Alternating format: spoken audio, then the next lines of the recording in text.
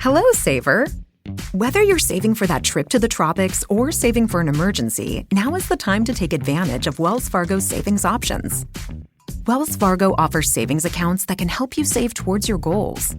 So, what are you saving for? Visit a Wells Fargo branch or wellsfargo.com/save to open a savings account today. Wells Fargo Bank, N.A., member FDIC.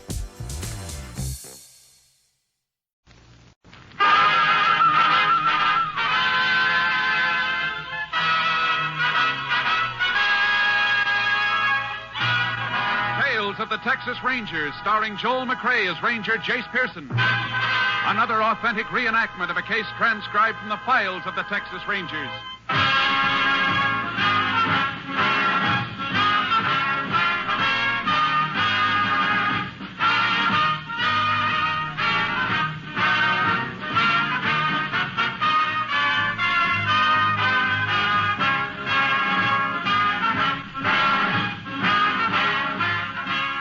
Names, dates, and places in the following story are fictitious for obvious reasons.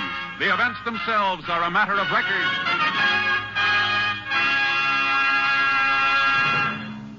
Every day, Monday through Friday, there's top entertainment all day long when you set your radio dial to NBC. Listen for Double or Nothing, and you'll hear one of radio's funniest quiz shows. Yes, Walter O'Keefe consistently comes up with great comedy entertainment Monday through Friday on Double or Nothing. Listen, and you'll agree. And then there's the program with a heart, Strike It Rich. The grand entertainment that Warren Hull brings you every day on Strike It Rich is just what the doctor ordered if you suffer from the housework blues. From Chicago, Tommy Bartlett brings you Welcome Travelers and interviews with the many interesting guests who each day pass through the Windy City. And for more fun, listen for Bob and Ray, those two zany comics. Then there's Music and Charm with Dave Garroway. So remember, every day, Monday through Friday, chase your blues away with the wonderful daytime programs on this station of the NBC Radio Network. And now, here's today's adventure with the tales of the Texas Rangers.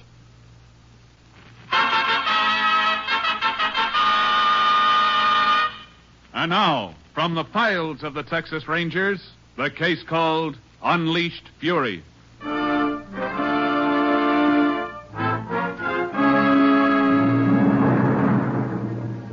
It is 3:30 a.m. during the night of April 25th, 1938.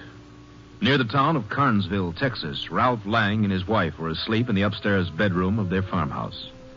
Outside the house, a car pulls to a stop, and a moment later, Lang is awakened by someone knocking on the front door.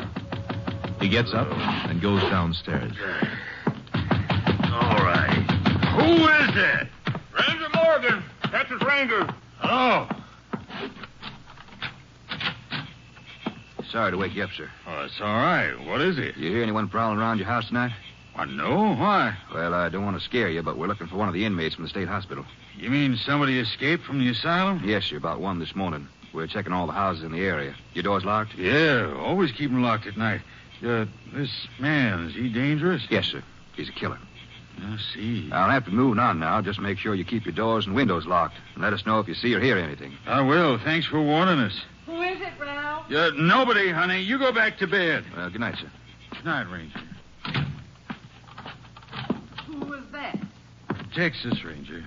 Well, what do you want? Nothing, honey. That ain't so. What's a ranger doing around here this time of night? Now, Ginny. What is it, Ralph? What's happened? Nothing, I tell you. Just some fella got out of the hospital. Rangers are looking for him. Why'd they come here? They're checking all the houses around here. Just wanted to know if we'd seen him. Ralph, I'm scared. Now, honey, there's nothing to worry about. Just go back to bed. I think you ought to look around the house first. What for? We keep our doors and windows locked. He can't... Please, Ralph. All right, honey, all right. But there ain't a way he could have got in. Besides, if he did, we'd have heard him. But now... All the same, I'd feel better if you had a look. Okay. Ralph, I'm scared. Now, honey, you don't have to be scared. Here, I'll switch on the living room light. Here, you see, not a soul. You better look in the kitchen. Well, Ginny, the kitchen door's locked. I'm not sure I locked it. Huh? I can't remember. All right. I'll go out there. Be careful, Ralph. I will.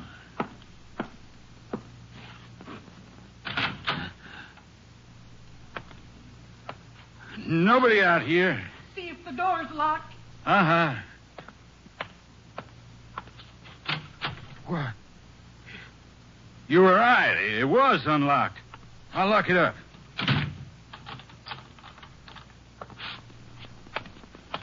Now, I've looked. What do you say we go back upstairs and get some sleep? I'm still scared, Ralph. That Ginny, man... you gotta get hold of yourself. Now, there's nothing to be scared about. I'll just get this light and then... Huh? Listen. I don't hear nothing. Upstairs. Ralph! Sounded like our bedroom door. Let me make sure. Don't leave me. No, honey. Come on. Yeah. It's closed. He's upstairs. He must have been hiding in the hall. We didn't know it. I better phone No, them. no, he'll hear you. Let's go. All right, come on. I take you this flame lock.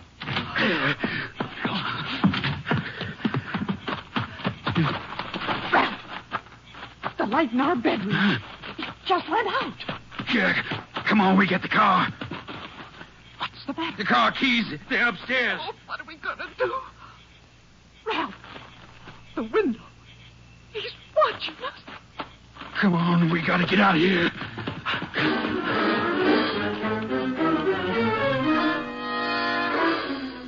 When the couple reached the nearest house half a mile away, they called the police. Radio word was flashed to Texas Rangers Jace Pearson and Clay Morgan, who were covering that area in separate cars. Ranger Pearson had just arrived at the Lang farmhouse when Ranger Morgan pulled up. Hey? Over here, Clay. I checked this place just 30 minutes ago. Mm-hmm. House is dark. He could still be in there. Let's go find out. Sure hope we get him fast. I have to think of a guy like this Charlie Brock wandering around the countryside. Yeah. Try the door. Yeah. It's unlocked. There's the light. I'll get it. It doesn't look like he's down here anyhow. Let's get upstairs. Stay on your toes. If he gets cornered, he probably put up a fight. The bedroom door's closed. You hear anything, Jason? No. Let's go in. Easy. Not here. Reckon the Langs could have been imagining things? I don't think so. Look at this. Hospital clothes. Charlie was here all right. Probably helped himself to one of Mr. Lang's suits. We'll get a description of anything that's missing. What do you figure we ought to do now? He can't be too far away. Let's go outside and see if we can pick up any kind of trail. Might not do any harm to have a look at that barn back of the house. Yeah, we'll check there first. And if we don't find any tracks, we'll split up and start covering the area. Tough part is we don't have any way of figuring what it'll do next. Wish we could see that barn better. Moon's just gone down behind the hill. We'll see all right as soon as we get a little closer. Must be pretty slippery to break out of that hospital. Yeah, vicious, too. You remember his case? Well, all I know is he murdered his parents about 10 years ago. Parents and 2 sisters. Clubbed them to death. Yeah. Wonder what makes a man go off... Hold it a second. What is it? I thought I heard something. Yeah, there it is again. Sounds like gravel rolling down this hill. Come on.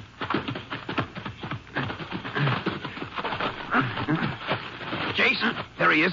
Standing on that ridge. You can see a silhouette. Hold it, Charlie! Afraid there's no use, Clay. He just went over the rise. How about that? They're the whole time watching us. He sure got nerve. More than that. Watch yourself when we get to the top. Yeah. And I'll be. Where'd he go? There's not a sign of him. He's got to be around somewhere. Let's keep moving.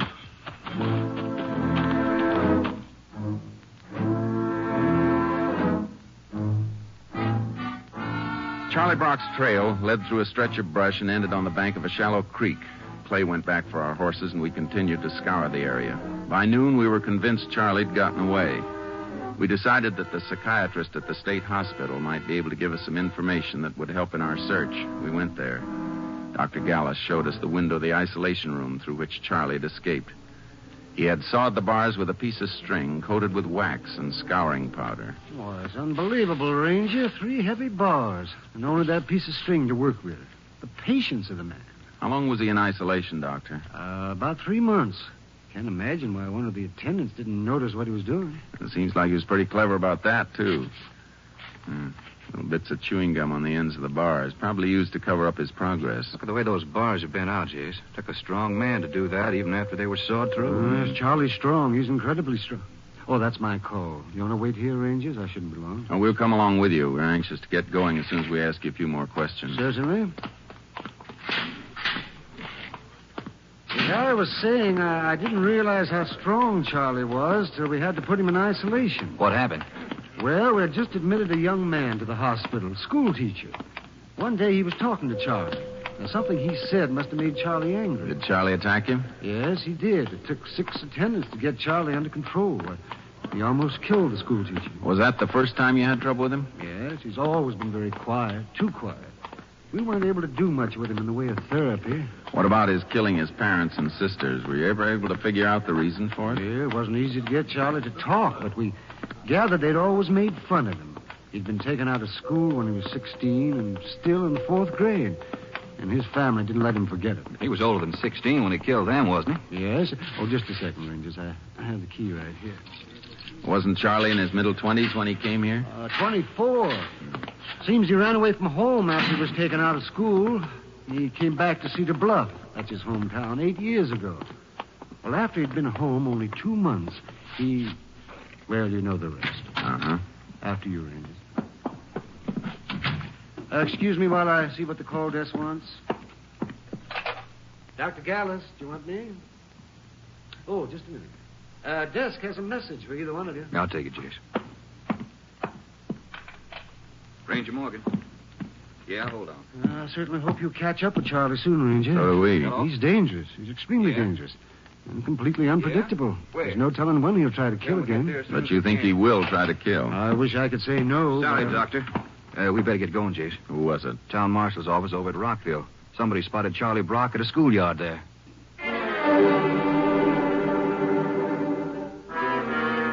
We took my car and made the 18 miles from the hospital to Rockville in 20 minutes. It was 3:30 when we arrived. The schoolyard was deserted.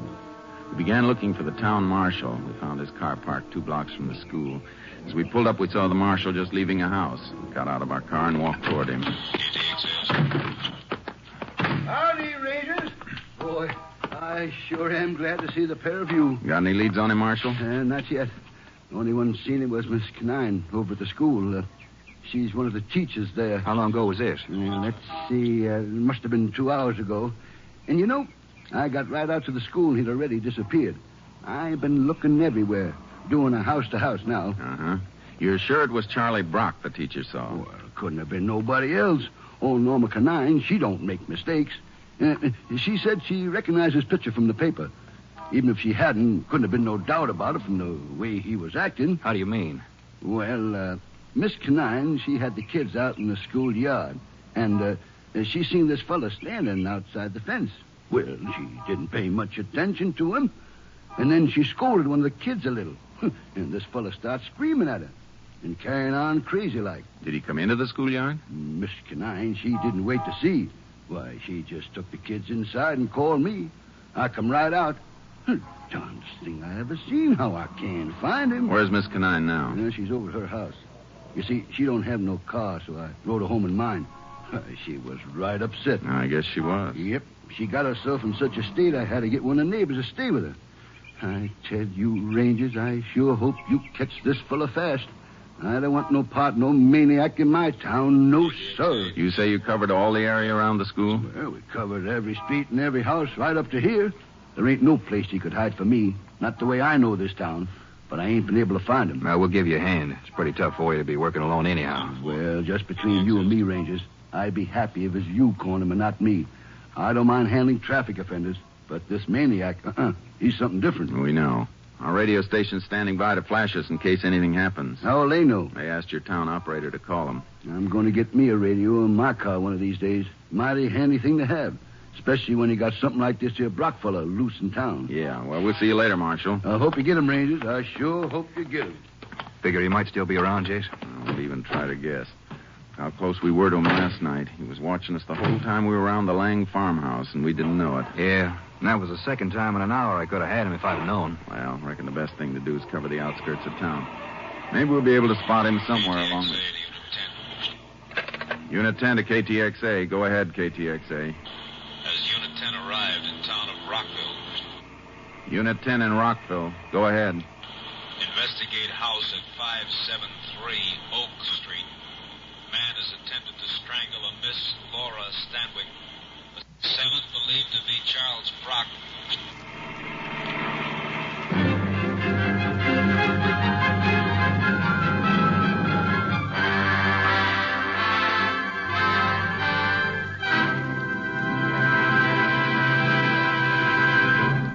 In just a moment, we will continue with Tales of the Texas Rangers, starring Joel McCrea as Ranger Jace Pearson. You've seen it happen time and time again. Children playing, a ball rolls into the street, a child rushes after it, full in the path of a speeding automobile. Perhaps the driver stops in time. The chances are he can't. And another tragedy, another accident due to carelessness is chalked up to become a figure on next year's traffic accident statistical chart. Let's all keep this year's traffic accident rate as low as possible. Stay within the speed limit. Don't endanger your life by trying to get somewhere too quickly. Better late than never may be a tired old saying, but it's also good common sense. Be alert and careful every moment you're behind the wheel. Never drive after drinking. Stick to your side of the road and watch for warnings at grade crossings. Remember, it's your life that's at stake. You can't afford to be careless. The life you save may be your own. And now let's get back to Tales of the Texas Rangers and our story for this week.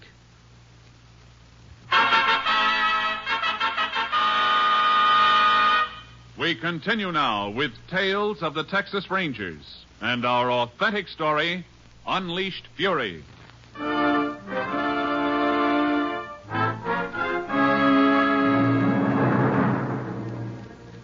We drove to the address indicated in the radio call. It was a small bungalow set a little apart from the rest of the houses on the street.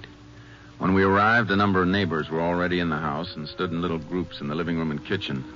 2 or 3 people were comforting Laura Stanwyck, a girl in her early 20s. She was sitting at the kitchen table. Excuse us. Let us through here, please. Folks, if you don't mind, we'd like to ask Miss Stanwyck a few questions. We won't be long. Miss Stanwyck, we're sorry to bother you, but there are a few things we have to know. It was so awful. Awful. Did you get a good look at the man? Yes. His eyes. And the way his mouth. Had you ever seen him before? Only his picture in the paper. He was the man who... Oh, I'm sorry. The man who escaped from the hospital last night? Yes. Can you tell us how it happened? Well, I was standing here at the table peeling potatoes. I heard the kitchen door open, and I looked around. Oh, it was so awful. I'm sure it was. He jumped at me. Made the most horrible sound. Like an animal. I felt him put his hands around my throat. Yes, ma'am? I think I jabbed his shoulder with a knife. I'm not sure. After that, I must have fainted. Is this the knife you were using to peel potatoes? Yes. Little speck of blood on the tip, Jace. She might have nicked him. Uh-huh. Anyhow, it was enough to scare him away. Miss Stanwyck, you say you only saw this man's picture in the papers. You never actually saw him until he came into your kitchen. No. Were you home the whole day? Oh, no. I just gotten home from school a few minutes before I came here. School? I'm a teacher at the grammar school. Gee. Uh-huh. How'd you get home from school, Miss Stanwyck? Walk? I drove. Is that your coupe out in front, the blue one? Yes. Where was it parked? Right outside the school building, where I always leave it. When you got into the car, do you remember if you looked in the back seat? What? No, I don't think I did. Miss Go, she's the 4th grade teacher. She was standing by the car when I got in. I remember we talked a few minutes about report cards. No, I'm sure I didn't look in the back. Well, even if you had, it would have been tough to see anybody if he was lying on the floor. You mean he was in my car the whole time I was driving home? It sounds that way, ma'am. Oh. That's probably why the marshal didn't spot Charlie. Picked himself a good place to hide. Ranger, you don't think that man will come back? I don't know. You better have one of your neighbors stay with you until he's picked up. Oh, that awful man. I know I won't sleep till you get him. Oh, please, Rangers, you got to get him.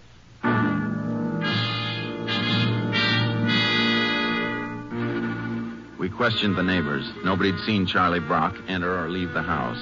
Working in cooperation with the marshal and a posse of townspeople, we covered every inch of the town. At 10 that evening, Clay and I went into a restaurant to get something to eat before continuing the search. Tired, Jace? Oh, not too much. I don't know. Beats me how this guy's disappeared. Me too, unless he's hiding someplace we haven't thought of looking. Can't think of where that would be. We've hit just about every alley, cellar, and backyard in town. You want to hand me the salt and pepper? Here you are. Thanks. Like I said last night, you can always try to outguess an ordinary criminal. Figure out some kind of M.O. on him. But with this guy, you never know what he's going to do next. I've been thinking about that. Seems to me we do have something that looks like an M.O. You mean schools? Uh-huh. Remember, while he was in the hospital, he jumped a school teacher. And today, he was after 2 others. Yeah? Yeah, forms a pattern, all right, but why? Yeah, it's something Dr. Gallus would have to say for sure, but it sounds like Charlie feels everything that's gone wrong for him started with school and teachers. Now, suppose it's true. Suppose he's going to hit another school. Where does that leave us? We can't cover every school in Texas. No, but there's one we can cover. One that could be a pretty likely choice for Charlie. Which one's that? Charlie's hometown, Cedar Bluff. It's only about 20 miles from here. Yeah, but how can we be sure? We can't. But if you draw a straight line between the hospital and Cedar Bluff, what's it cut through? Well, let's see it. Hey, it does come right through here. You figure Charlie might have just been sidetracked for a few hours this afternoon, and maybe the place he really meant to go when he broke out was his hometown? There's more than half a chance he may be heading for the school where he used to go. He could figure that this school is the root of all his trouble. You might have something at that, Jace. You finished eating? Yeah, I've had enough. Let's get over to Cedar Bluff.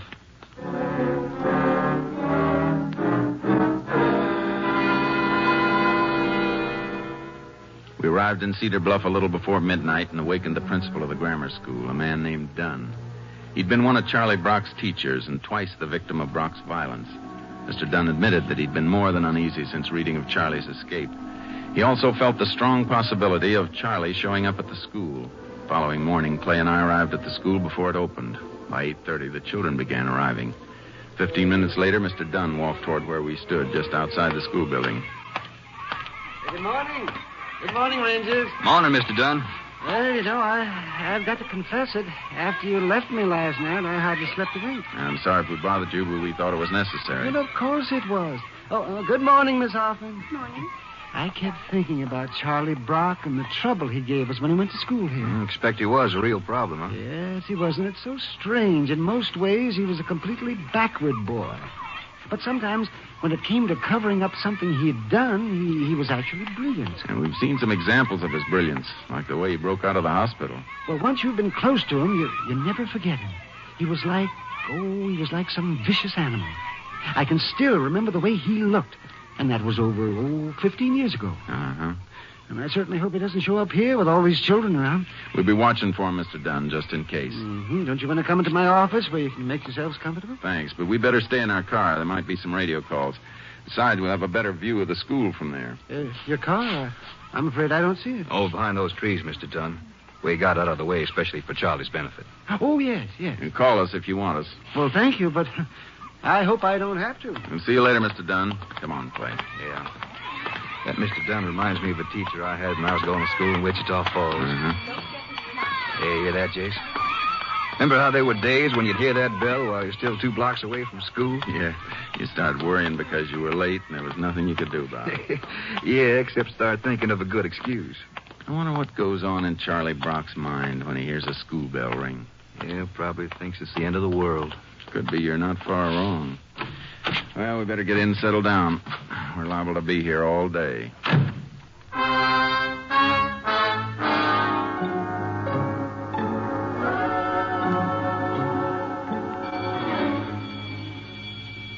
$10:30 must be the recess bell. Uh-huh.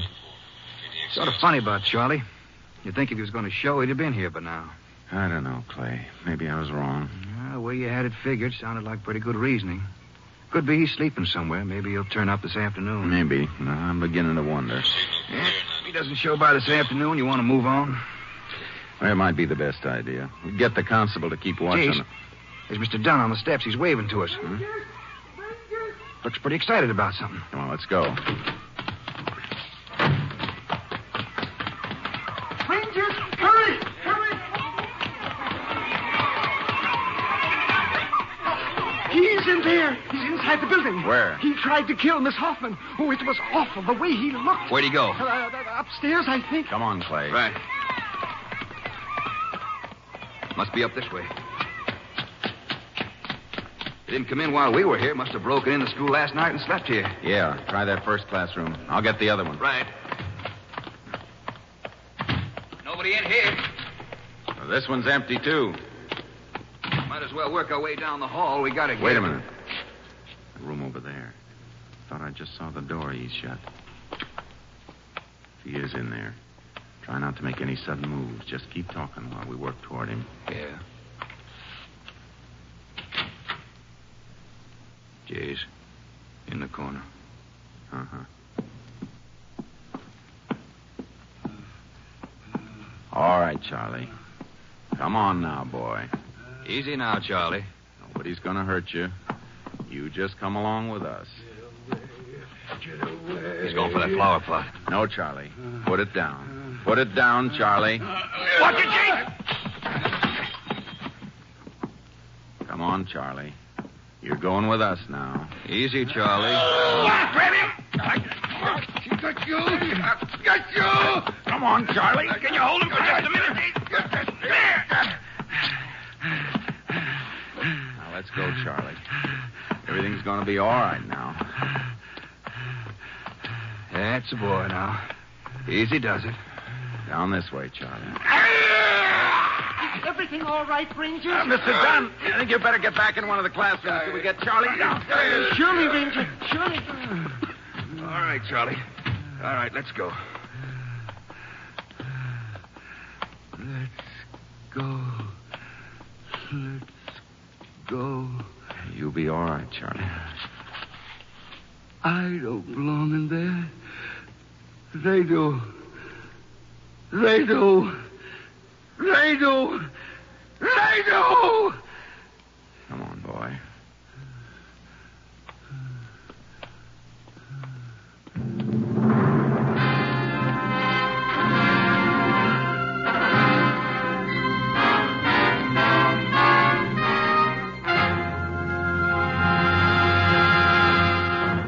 In just a moment, we will tell you the results of the case you have just heard. Later today, you'll find more great entertainment all lined up for you on this NBC station. Be sure to hear The First Nighter, starring Barbara Luddy and Olin Soule in a light comedy drama. Then it stars In Khaki and Blue, featuring talented members of the armed forces with Arlene Francis as your mistress of ceremonies. And be sure to hear the hilarious Phil Harris and Alice Faye show, featuring the comedy antics of Frankie Remley, Julius Abruzio, and Brother William. And remember, too, that Theater Guild on the Air will bring you Prologue to Glory, starring John Lund and Wanda Hendricks. Today's Theater Guild on the Air play is a story about Abraham Lincoln as a young man. Yes, Sunday is Fun Day on NBC because of the many fine shows sent your way to add to your listening pleasure. Later tonight, you'll want to hear Jack Parr and the $64 question as Jack asks the questions and gives away the money. So remember, for fine entertainment all the rest of the day, stay tuned to this station of the NBC Radio Network. And now, back to the conclusion of today's Tales of the Texas Rangers.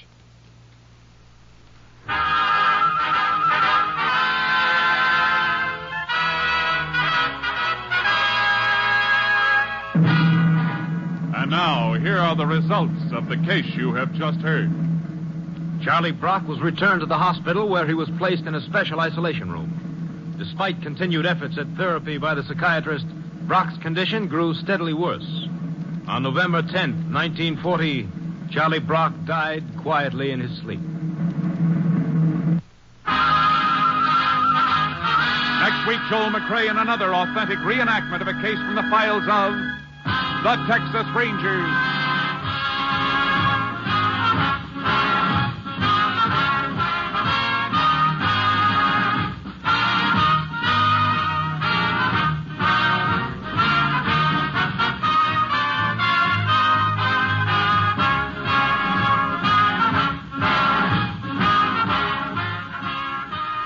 Joel McCrea will soon be seen in San Francisco Story, a Warner Brothers release.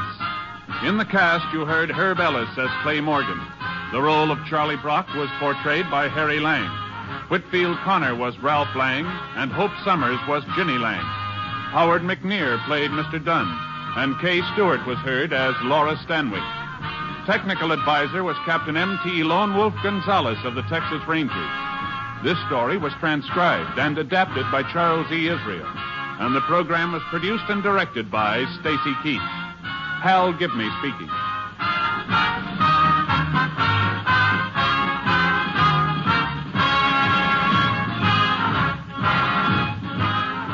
Next, it's The Chase on NBC.